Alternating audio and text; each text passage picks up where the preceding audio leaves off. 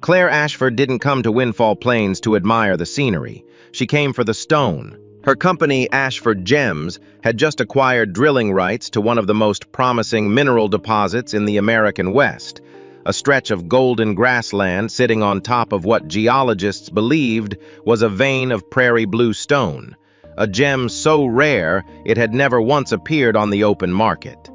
Claire intended to change that. The centerpiece of her next collection would be something the world had never seen, and she was not leaving without it. But the land had other plans. On the way out of the mine site, her SUV lost its brakes on a dirt road cutting through the open plains. The vehicle skidded off the track, slid down a slope of dry grass, and came to a stop teetering at the edge of an abandoned mining pit. Her driver was unconscious. Her security team was nowhere. Her phone had no signal. Beneath the front tires, the earth was already beginning to crack. Then she heard hoofbeats. A black man on horseback appeared through the dust, and he pulled her out with seconds to spare. What she found inside his home that night would turn her world upside down, and she never saw it coming. If you're new here, hit that subscribe button. Stories like this one drop every week, and you don't want to miss what's coming next. Claire Ashford had built her life on precision. Every meeting scheduled to the minute. Every acquisition studied from every angle before a single signature touched paper. Every decision filtered through the same cold, clear logic that had taken her from her father's shadow to the top chair of Ashford Gems, the most recognized name in luxury gemstone retail in the world. She was 39 years old, and she had never once walked into a room without already knowing how she intended to walk out of it. Windfall Plains was not a room.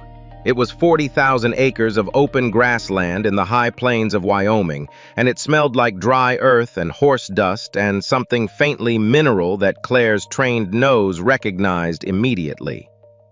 The geology reports had called this place unremarkable from the surface, but beneath it, according to 3 independent surveys commissioned at considerable expense, lay a vein of prairie blue stone unlike anything documented in North America. Prairie blue stone was not famous the way diamonds were famous. It had no marketing campaign, no celebrity endorsement, no entry in any mainstream gemstone catalog. What it had was rarity so absolute that most jewelers had never held a cut specimen in their hands. The stone carried a blue so deep and clear it looked like sky captured inside rock, shifting slightly in tone depending on the angle of light, cooling to near violet in shadow and brightening to a sharp, vivid teal under direct sun. The handful of raw samples that had surfaced over the decades had sold privately, quietly, for figures that never appeared in public records. Claire wanted the finest specimen that vein had ever produced. She wanted it cut set and placed at the center of Ashford Gems' new flagship collection. A collection that would remind the industry, the press, and the board of directors that she was not a caretaker of her father's legacy. She was building something of her own. She had flown into Wyoming that morning, driven directly to the site, and spent 4 hours walking the active excavation with her site manager, a cautious man named Patrick Ogle, who kept clearing his throat before delivering bad news. The best raw samples recovered so far were good, promising even, but not exceptional. Not centerpiece material, not what the press release had already promised the world was coming. Claire had given Ogle a simple instruction before leaving. Expand the northern perimeter. Push the excavation toward the grassland beyond the current boundary, where the geological modeling suggested the vein ran deepest. Ogle had hesitated.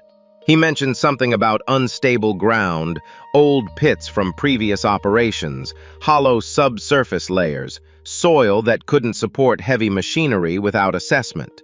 A few of the longtime local workers had said the same thing in different words. Claire had heard the concern, processed it, and filed it under the category of obstacles that existed to be managed. She had been wrong about that. Damon Carter had lived at the edge of Windfall Plains for 11 years. He knew the land the way people who inherit their knowledge from the ground up know things not from reports or surveys, but from decades of riding across it, working in it, and watching what it did in rain and drought and the slow freeze of late October. He was 42, broad-shouldered, quiet in the way that men become quiet when they have learned that most words are wasted. He worked as a trail guide and ranch hand, kept 4 horses, and was raising his 8-year-old daughter Zoe alone. He had not spoken to anyone from a mining company voluntarily in over 6 years. He had his reasons. The SUV went off the road at 4:47 in the afternoon. Claire had been in the back seat reviewing survey data on her tablet when the vehicle began to accelerate on its own down a gentle slope of packed dirt. Her driver, a company employee named Greg Walsh, pumped the brake pedal twice and said nothing, which was how Claire knew it was serious. Greg was not the kind of man who panicked easily. When he reached for the emergency brake and the car still did not slow, he told her in a flat voice to brace herself. The SUV left the road cut through a shallow drainage ditch and began sliding sideways down a long bank of dry grass. Claire dropped her tablet and grabbed the door handle with both hands. The horizon tilted. The grassland rushed past the windows in a blur of brown and gold. Then the vehicle lurched hard to the left and stopped. Silence. Claire looked out the passenger window. 20 feet below the front left tire, the earth simply ended, dropping into a dark, vertical shaft the width of a 2-car garage. An old excavation pit, long abandoned, its edges crumbling. The SUV had come to rest with its front axle hanging over the lip of the drop, the only thing keeping it from going over being a half-buried wooden post that had caught the undercarriage. Greg was unconscious against the steering wheel, a gash above his left eye bleeding steadily onto the dash. Claire checked his pulse, steady, then reached for her phone. No signal. Not one bar. She tried the door on her side.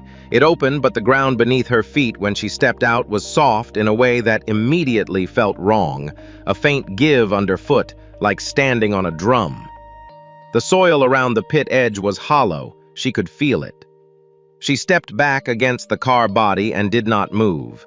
The wind came across the plains in long, low sweeps. There was no road visible from where she stood, no structure, no power line, nothing to indicate that another human being existed within 20 miles. The sun was dropping fast toward the western ridgeline, and the temperature was already falling with it. Claire Ashford, whose office was on the 43rd floor of a building in Manhattan, who had not spent a night outdoors since a corporate retreat in 2019, stood alone on a crumbling patch of Wyoming grassland and understood with unusual clarity that she was in genuine danger. She heard the horse before she saw it. A dark bay quarter horse came over the rise at a controlled canter, rider low in the saddle reading the ground. The man pulled up 30 feet away, assessed the situation in about 4 seconds, and swung down without a word. He uncoiled a rope from his saddle, looped it through the door frame on the driver's side with practiced efficiency, and tied the other end to his saddle horn.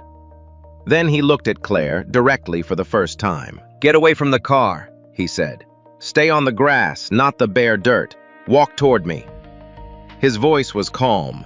Not reassuring calm the way people spoke when they were trying to manage a situation, just calm like a man giving directions he had given before.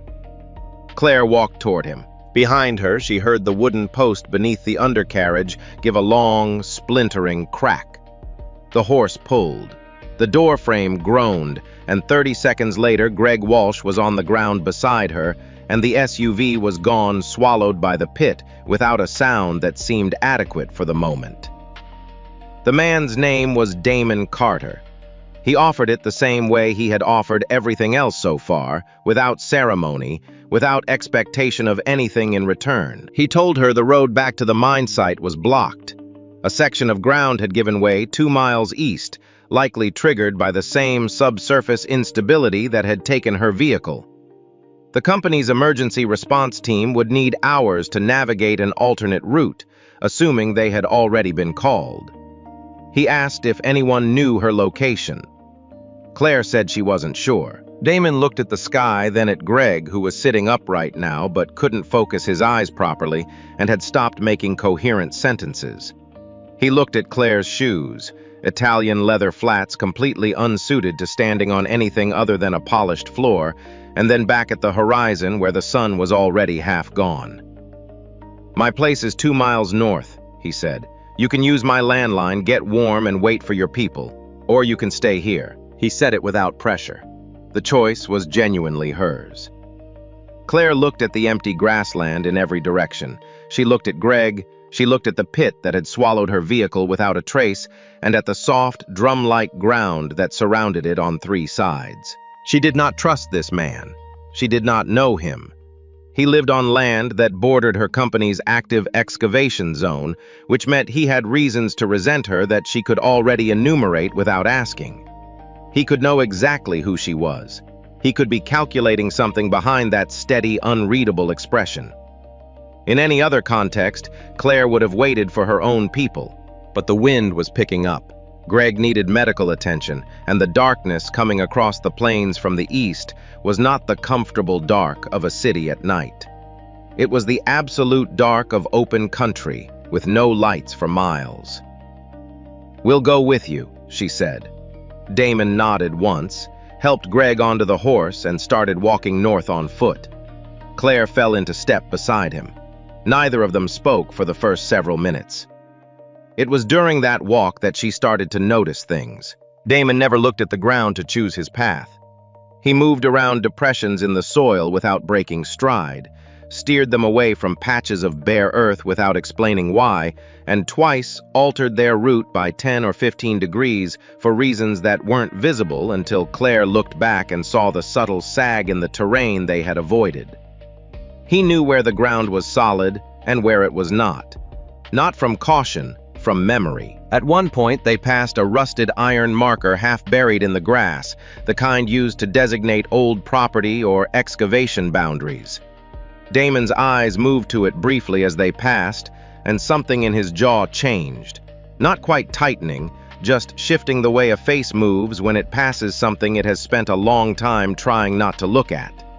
Claire filed that away and said nothing. By the time the lights of the cabin appeared in the distance, she had counted at least 6 things about Damon Carter that didn't fit the profile of a man who simply happened to be passing by at the right moment.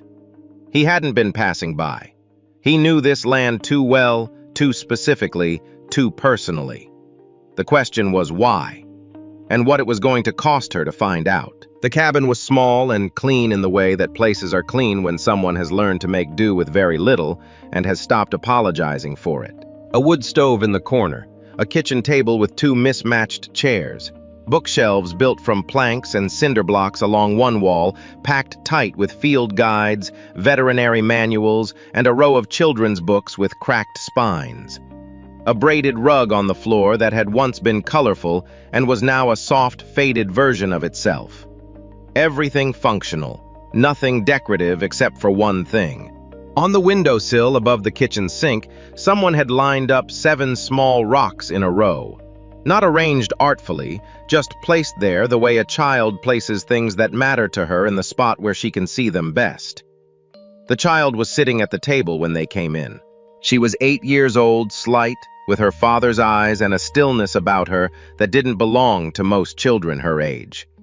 She had a sketchbook open in front of her and a short pencil in her hand, and she looked up at Claire without surprise or shyness, just a calm, direct assessment that reminded Claire uncomfortably of the way she herself looked at people she was deciding whether to trust. "This is Zoe," Damon said. He said it simply, without the apologetic tone some single parents used when introducing their children to strangers. Just her name offered as a fact. Zoe looked at Claire's ruined shoes, then at the scrape along her forearm that had started bleeding again during the walk. "You should put cold water on that," she said. While Damon settled Greg on a cot near the stove cleaning and bandaging the cut above his eye, making sure his pupils were equal before letting him sleep, and got on the landline to reach the county's emergency dispatch, Claire sat across from Zoe at the kitchen table and accepted a damp cloth the girl brought without being asked. She pressed it to her arm and looked at the sketchbook. The drawing on the open page was detailed for a child her age, a wide grassland viewed from above, horses scattered across it, and at the center, half buried in the earth, a stone that glowed blue. The blue was rendered in colored pencil, layered carefully to create depth, darker at the edges and almost white at the center, the way light behaves inside a gem with good clarity. Claire looked at the drawing for a moment longer than she meant to. Then she saw the stone around Zoe's neck. It hung on a thin leather cord, small enough to fit inside a closed fist, its surface rough and uncut. But even in the warm, dim light of the cabin, it caught the glow of the wood stove and returned it in a color that had no business existing in an unprocessed piece of rock pulled from the ground. A blue so clear and deep it seemed to come from somewhere inside the stone rather than from the light hitting its surface. Claire had spent 20 years handling gemstones. She knew what she was looking at. She kept her voice even. "That's a beautiful stone. Where did you get it?" Zoe touched the cord with 2 fingers. "My mom left it for me," she said. "Dad says I'm not supposed to take it off." "Your mom had good taste?" Zoe nodded seriously. "She found it herself. Dad said she knew it was special the first time she saw it." From across the room, Damon said without turning around, "Zoe." The girl closed her mouth, not out of fear, out of the particular obedience of a child who understood without needing it explained that some subjects belonged to her father and not to her. Damon hung up the phone and turned to face Claire. The county dispatcher had confirmed a rescue team would reach Greg by morning and transport him to the nearest hospital. Greg was stable and would be fine. Damon's expression had not changed through any of it, but his eyes had. "Your people will be here in the morning," he said. "There's a spare blanket on the shelf." He said nothing else. The subject of the stone was closed. But Claire lay awake that night on the cabin's narrow couch, listening to the wind move across the plains outside, and she did not think about her company or her collection or the excavation schedule or any of the things she normally thought about in the dark. She thought about that stone, and about the woman who had found it, and about why a man who lived 2 miles from an active gemstone mine was raising his daughter alone. She made the call at 6 in the morning, standing outside in the cold with her back to the cabin door. Raymond Voss picked up on the first ring. He always did. It was one of the things Claire had valued about him for years, his availability, his efficiency, his willingness to handle the details she didn't have time for. She gave him 2 tasks: pull every land record associated with the property adjacent to the northern excavation boundary and run a provenance check on any uncut prairie bluestone specimens documented in Wyoming over the past 15 years. Voss called back in 40 minutes. Claire walked further from the cabin before she answered. The land under and immediately around Damon Carter's property sat directly above the deepest section of the prairie bluestone vein, the section the geological models identified as the highest yield zone in the entire Windfall Plains deposit. The surface rights had been in the Carter family for over 30 years, and the stone Voss had cross-referenced the description Claire gave him against 3 private gemological databases matched the profile of a raw prairie bluestone specimen with internal clarity ratings that, if accurate, would place it among the finest uncut examples ever recorded. If cut and set correctly, Voss told her that stone could serve as the centerpiece of any collection in the world. Its value, conservatively estimated, was somewhere between $18 and $25 million. It was hanging on a leather cord around an 8-year-old girl's neck. Claire stood in the cold Wyoming morning and looked at the line where the grassland met the sky and let that number sit in her head for a moment. Then she went back inside. She found Damon at the stove making coffee. Zoe was still asleep. The cabin was quiet except for the low sound of the fire and the wind outside pressing against the window glass. Claire sat down at the kitchen table and waited until Damon set a cup in front of her before she spoke. She made him the offer the same way she made all her offers, clearly, without padding, without pretending it was anything other than what it was. She wanted to purchase the stone and the property. She would pay above market rate for the land, cover all of Zoe's medical expenses in full, and provide enough additional capital for them to relocate anywhere in the country and build something stable. It was, by any objective measure, a generous offer. Damon listened without interrupting. When she finished, he was quiet for a long moment. Then he stood up and the cabinet above the refrigerator and took down a wooden box. He set it on the table between them. Inside, a hand-drawn map of the mine site with annotations in a woman's handwriting, a sealed folder of water testing results, a stack of photographs, a woman laughing in front of the cabin, the same woman holding a newborn, the same woman thinner and not laughing sitting in a clinic waiting room, and beneath the photographs, a bundle of letters, each one stamped with a date and a recipient address. The recipient was Ashford Gems, corporate headquarters, Manhattan. None of them had ever received a reply. Damon spoke quietly and without anger, which made it harder to listen to than if he had shouted. His wife Rebecca had been working near the old northern pit 11 years ago when the first exploratory drilling began, an unofficial operation, undocumented, run quietly by Ashford Gems during the period when Claire's father still controlled the company. Rebecca had found a raw prairie blue stone near the drill site and brought it home. Within a year, the groundwater across the northern grassland had changed. It had a smell, a color. Animals that drank from the creek on the property's eastern edge began getting sick. Rebecca began getting sick. She had written to Ashford Gems 6 times. She had filed 2 formal complaints with the state. Every letter had been received. None had been answered. The exploratory operation was never publicly acknowledged. The contamination was never addressed. Rebecca Carter died when Zoe was 14 months old. Damon had kept the stone because it was the last thing his wife had found before everything changed, and he had kept the box because someday he believed someone from Ashford Gems would come to Windfall Plains in person. He had just never expected it to be the CEO. Claire sat across from him and did not speak for a long time. The coffee in front of her went cold.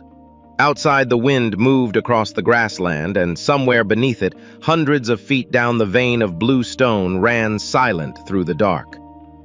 She had come here to take something.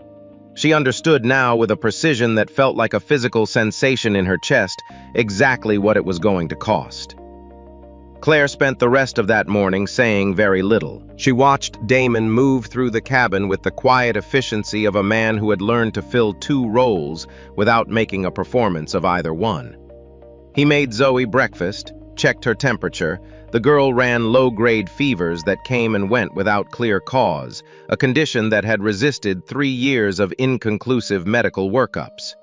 Braided her hair with the focused patience of someone who had taught himself to do it correctly, and sent her outside to check on the horses with instructions that were specific enough to give her purpose without being beyond her. Then he went out to repair a section of fence along the property's southern edge.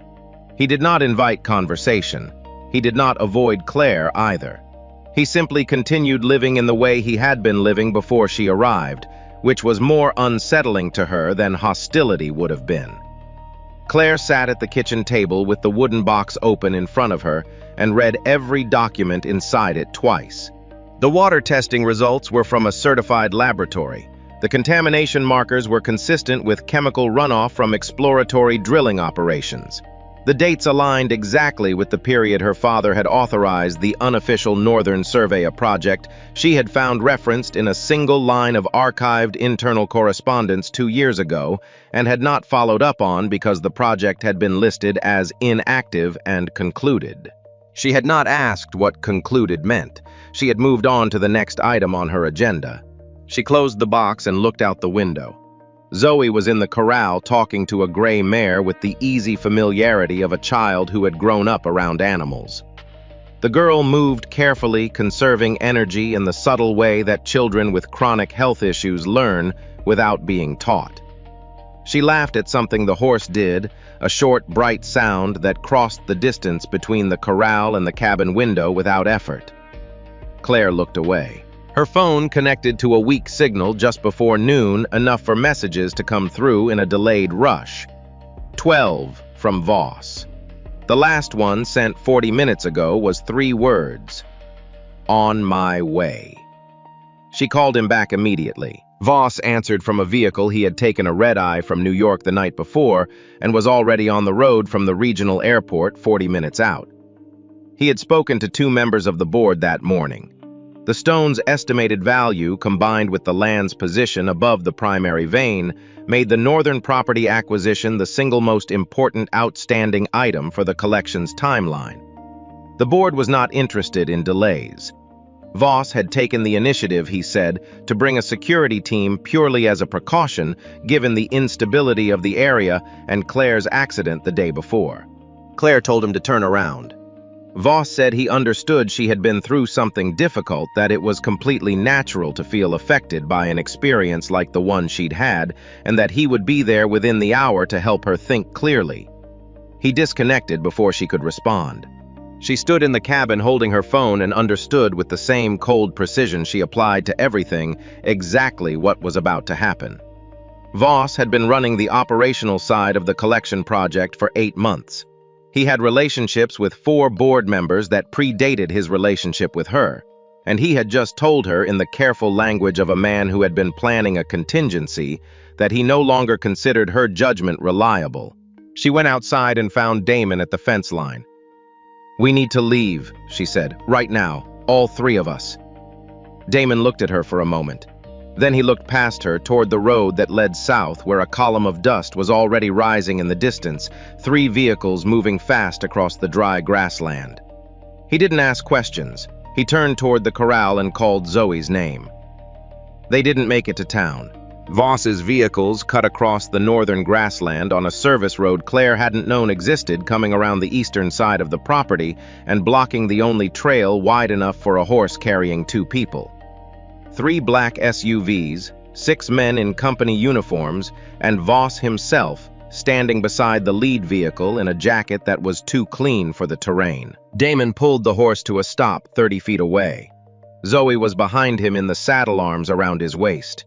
Claire was on foot beside them, having insisted Zoe ride. Voss walked forward with his hands in his pockets, relaxed in the way that men are relaxed when they believe they have already won. Claire. He said her name the way he said everything, measured, professional, faintly warm. "I'm glad you're safe. This has clearly been an overwhelming couple of days. Let's get you back to the site and we can sort everything out from there." "There's nothing to sort out," Claire said. "I've made a decision about the northern acquisition. We're pulling back." Voss looked at her for a moment, then shifted his gaze to Damon with the brief, dismissive assessment of a man who had already categorized everyone present and moved on. He reached into his jacket pocket and produced a single folded document. "I'm going to need the stone," he said. He was not talking to Claire. Damon's hand moved to Zoe's arm. The girl had gone very still. "The stone is private property," Damon said.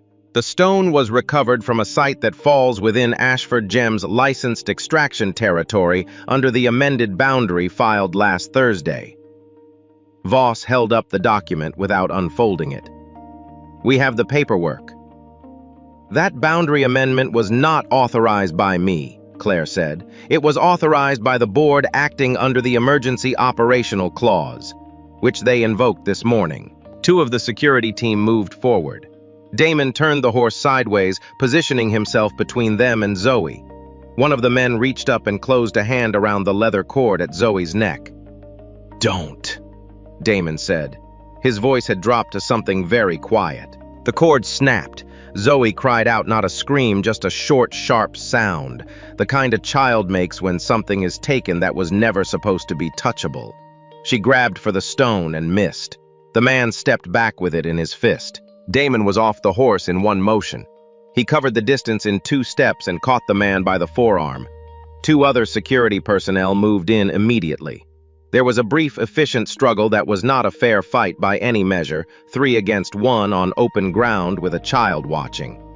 Damon went down hard on the second impact, 1 knee in the dirt, 1 arm pinned behind him. Zoe was screaming his name now. Claire stepped forward. "Stop! That's enough! I'm ordering you to stop!" Voss turned to her with an expression of genuine, practiced sympathy.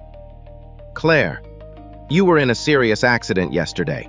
You spent the night in a stranger's home under physically and emotionally stressful conditions. No one is questioning your character, but your judgment right now is not what it needs to be to make decisions of this magnitude. He had his phone out already. I've spoken to the board. They agree. He made the call in front of her. 40 seconds.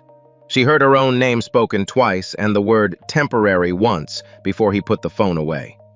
Then the ground moved. It began as a low vibration felt more than heard, traveling up through the soles of their feet from somewhere deep below the grassland. Then a sound like a long exhale, and the earth, 40 yards to the west, dropped. A section of ground the size of a tennis court simply ceased to exist, collapsing into the hollow subsurface beneath it, taking a stretch of company fencing and 2 pieces of drilling equipment with it. The machinery had been operating along the northern perimeter since dawn. From inside the new pit came shouting, workers' voices, then the sound of an animal in distress, high, sustained, terrible. Damon pulled free of the men holding him. He looked at the pit. He looked back at Zoe, who had climbed down from the horse and was standing with both hands pressed against her mouth. "Stay on the horse," he said. "Don't move." "Dad?" "Zoe." His voice was steady. "On the horse." He ran toward the pit. Claire stood between Voss and the collapsing ground and watched Damon Carter disappear over the edge of the hole that her company's machinery had opened in the earth, the same earth that had been his family's land for 30 years. The same ground his wife had walked on, the same plains his daughter drew in her sketchbook every night by lamplight. Another section gave way. Dust rose in a slow, pale column against the afternoon sky. The shouting from below stopped. Zoe did not make a sound. She sat on the horse with her hands folded tight in her lap and stared at the place where her father had been standing, and the expression on her face was the most unbearable thing Claire Ashford had ever seen in her life.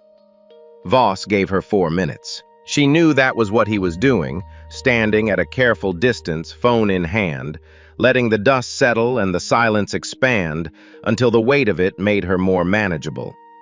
It was a technique she recognized because she had used it herself. You let the other person sit inside the worst moment they had ever experienced, and then you arrived with the solution already written out. He walked over when the dust column began to thin. The document he produced this time was longer than the first 2 pages, dense with legal language that Claire could parse in her sleep. It was a liability waiver and operational continuity statement. By signing it, she would confirm that the ground collapse at Windfall Plains was the result of pre-existing geological instability unrelated to Ashford Gem's excavation activity.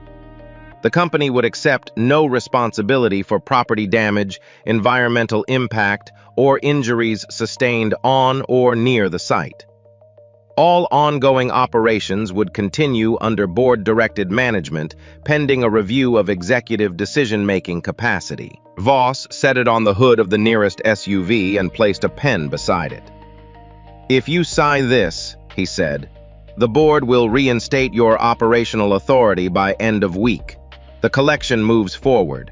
The company is protected. And you keep everything you've spent the last 12 years building." Claire looked at the document. Then she looked at the pit. The security team had formed a loose perimeter around the collapse site. From below, she could hear voices again now, workers calling to each other, someone giving instructions in a steady carrying tone that she recognized as Damon's. He was alive. He was injured. She could hear it in the way he was breathing between words, but he was alive, and he was organizing the people trapped below him with the same unhurried competence he had applied to everything since the moment she had first seen him. The man was down in a hole that her company had dug trying to save workers who had been put there by her company's decision to ignore every warning the land had given them, and Voss was standing beside her, asking her to sign a piece of paper saying none of it was her fault. Zoe was still on the horse. She hadn't moved. Her eyes were fixed on the edge of the pit, and she was doing the thing that children do when they are trying very hard not to fall apart in front of people. The controlled stillness, the shallow breathing, the hands folded so tightly together that the knuckles had gone pale. She turned her head and looked at Claire, just for a moment, and she asked in a voice so quiet that Voss couldn't have heard it from where he was standing, "Is he going to be okay?"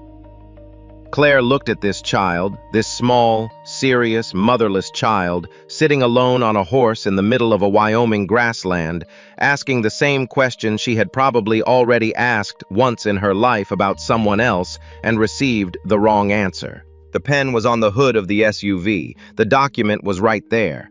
12 years of work, the company, the collection, the board. Everything she had constructed her identity around, every proof she had assembled that she was worthy of the name on the door, all of it still available, contingent on one signature. Claire picked up the pen. She looked at it for a moment, then she set it back down. She turned to Voss and took the document from the hood of the SUV. She folded it once cleanly along its center crease. "No," she said. It was the smallest word she had ever used to make the largest decision of her life. She moved fast. The first call she made was to the site's emergency coordinator, a number she had memorized the morning she arrived at Windfall Plains, because Claire Ashford memorized every number that mattered. She authorized the release of all rescue equipment on the company's inventory: lifting gear, lighting rigs, medical supplies, the emergency pulley system that had been sitting in the site warehouse unused since installation. She used her CEO credentials, which Voss had not yet formally revoked, and she spoke with the authority of someone who understood that authority, once assumed, is very difficult to take back in real time. The second call was to the county sheriff's office. While she was on that call, Voss stepped in front of her. His composure had developed a hairline fracture, nothing dramatic, just a tightness around the eyes that hadn't been there before. "You're making this significantly worse," he said. Claire held up one finger and finished the call. Then she took out her phone, opened the camera, and started a live stream. The rescue team's satellite relay equipment brought in with Voss's convoy had restored enough signal across the site for the stream to connect and hold. She did not have a prepared statement. She did not need one. She set the phone against the side mirror of the nearest SUV so it could see her clearly, and she talked. She described who she was and where she was standing. She described the wooden box on Damon Carter's kitchen table and what was inside it. She described the letters her company had received and never answered. She described the contamination, the illness, the death of a woman named Rebecca Carter, who had found a stone on her own land and written 6 letters to the company responsible for poisoning her groundwater and received nothing in response. Not an acknowledgement, not an apology, not a single word. She described what Raymond Voss had done to an 8-year-old girl 20 minutes ago. She named him clearly and did not qualify it. The stream had 400 viewers when she started. By the time the county sheriff's deputy arrived 14 minutes later, it had 19,000. Local ranch hands and trail workers who had known Damon Carter for years began appearing at the site perimeter on horseback and in pickup trucks, having heard the collapse on the radio emergency frequency. They came with ropes, with shovels, with portable lighting rigs pulled from their own barns. Nobody had asked them to come.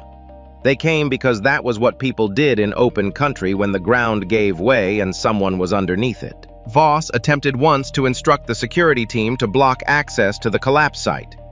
2 of the 6 men looked at the group assembled at the perimeter and quietly declined. The other 4 followed their lead. The deputy placed Voss in the back of a patrol vehicle within minutes of arriving on the basis of Claire's documented account and the footage already circulating from the live stream, pending a formal investigation into the stone seizure, the unauthorized boundary amendment, and the board's use of the emergency operational clause. It would not be a short investigation. The rescue took 3 hours and 20 minutes. The pit had partially stabilized after the initial collapse, which was the only reason the outcome was not worse. 4 workers had minor injuries. 1 had a broken arm. 2 horses had to be helped out with rigging. Damon was found near the bottom, braced against a support beam he had apparently located in the dark and used to shore up a section of the ceiling above 2 trapped workers. He had a deep laceration across his left shoulder and 2 cracked ribs. He had not stopped giving instructions until the lights reached him. When they brought him up, Zoe was waiting at the edge. She didn't run to him. She walked carefully, the way she did everything, conserving herself. But when she reached him, she put both arms around his neck and pressed her face into his shoulder, the injured one. And he didn't make a sound about it. He just held her with one arm and closed his eyes. Claire approached when they had a moment. She opened her hand. The prairie blue stone sat in her palm, retrieved from the security team's equipment bag, its leather cord broken, its surface bearing a new fracture line across one face. In the late afternoon light, the crack caught the sun and scattered it in a fan of deep blue across her palm, more beautiful, fractured, than it had ever been whole. She held it out to Zoe. The girl took it with both hands and held it against her chest. Damon looked at Claire over his daughter's head. He didn't speak, but it was the first time since she had arrived at his door that he looked at her without measuring the distance between them. The investigation took 4 months. Ashford Gem's unofficial exploratory operation at Windfall Plains, the one authorized by Claire's father 11 years ago, the one that had never appeared in any public filing, was reconstructed from internal records, archived correspondence, and the contents of the wooden box that had sat in Damon Carter's kitchen cabinet for a decade. The groundwater contamination was confirmed by 3 independent environmental assessments. The connection to Rebecca Carter's illness was established with enough documented clarity that the company's legal team stopped contesting it in the 7th week. Raymond Voss was formally charged in the 9th week, criminal theft, unlawful seizure of personal property, and abuse of corporate authority among the counts. He did not return to any Ashford Gem's facility after the day the deputy put him in the patrol vehicle. Claire resigned as CEO in the 3rd month before the board could formalize the removal proceedings they had already begun. She made the announcement in a single paragraph, without a farewell tour or a press statement crafted to protect her image. She had said everything she needed to say on a live stream from a Wyoming grassland, and she had nothing to add. She established a remediation fund, using a substantial portion of her personal holdings, enough to cover full groundwater restoration across the northern Windfall Plains watershed, medical support for every family in the area with documented health impacts from the contamination, and the construction of a permanent medical clinic in the nearest town. The Carter family received a formal settlement that Damon's attorney negotiated without Claire's involvement, as she had instructed. She did not want to know the figure. It was not her place to decide what 11 years was worth. The northern excavation boundary was permanently withdrawn. The prairie blue stone vein beneath the Carter property was designated a protected geological site. The flagship collection was canceled. The press release announcing its cancellation was 4 sentences long. Windfall Plains stayed what it had always been: grassland, open sky, ground that needed time to recover, but would. Damon repaired the fence line that had been destroyed by the company's vehicles. He rebuilt the section of corral that the drilling equipment had clipped. He restrung Zoe's leather cord with a small silver clasp from a hardware store in town so it would not break again. Zoe wore the stone every day, the fracture line across its face catching the light differently depending on the hour: blue-green at noon, deep violet at dusk, something close to silver in the early morning when she fed the horses before school. Her health improved slowly, then steadily, as the groundwater quality in the area was restored. Not all at once, not dramatically, just the way recovery happens when the source of the damage is finally removed, quietly, incrementally, one better day following another, until the bad ones became the exception. Claire came back to Windfall Plains once in the early fall, 4 months after the rescue. She drove herself in a rented truck parked at the end of the dirt road and walked the rest of the way on foot. The grass had come back stronger along the northern stretch, where the ground had collapsed. It always did. Native grassland was more resilient than it looked. The root systems ran deep. Damon was at the corral when she arrived, working a young horse on a long line, moving it in slow circles with a patience that looked effortless from a distance and probably wasn't. He saw her coming and let the horse settle before he walked over. They stood at the fence line for a while without speaking. The plains ran out in every direction, golden and enormous under the autumn light. "If you ever need a guide through this area," Damon said, "you know where I am." He said it without looking at her. Just two people standing at a fence watching a horse move in the afternoon light. Claire looked out at the grassland, the same land she had come to take apart and had ended up in some way she hadn't planned and couldn't fully articulate, helping to put back together. "I know," she said. She meant more than the directions. There's a version of Claire that signs that document, that buries the box, that walks away and never looks back because the system makes that the easy choice. What stopped her wasn't a rule or a law, it was a child's face asking a question she already knew the answer to. That's the thing about real power. It's not what you hold on to, it's what you're willing to let go of when it matters. If this story stayed with you, share it with someone who needs to hear it. And if you haven't subscribed yet, do it now. Because the next story is already waiting, and it's one you won't want to miss.